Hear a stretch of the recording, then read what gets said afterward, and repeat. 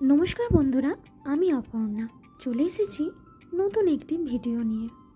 আজ একটু বেরিয়েছিলাম তমলুকের বর্গভীমা মন্দিরের উদ্দেশ্যে। সকাল 12টা নাগাদ বেরোনোর কারণে দুপুরের লাঞ্চটা তাই বাইরেই করেছিলাম, কোলাঘাটে 6 বালিগঞ্জ প্লেসে।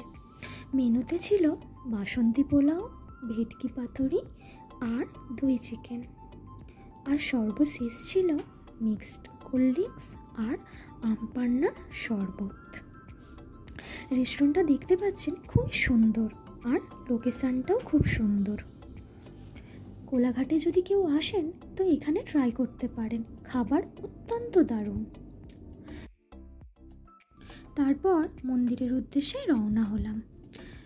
গিয়েছিলাম তমলুকের বর্গভীমা মন্দিরের উদ্দেশ্যে।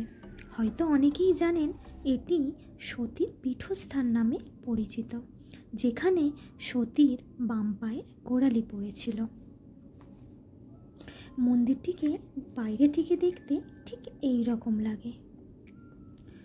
এটা নিয়ে আমি এখানে দ্বিতীয়বার গিয়েছিলাম।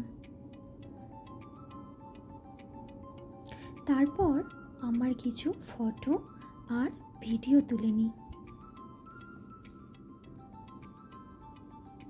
তারপর ফেরার পথে এই শীতের সময় গরম গরম চা কার না খেতে ভালো লাগে, তো চা আর বরফি খেয়ে কিছু ফটো আর ভিডিও তুলে কোলাঘাট থেকে বাড়ির উদ্দেশ্যে রওনা হই।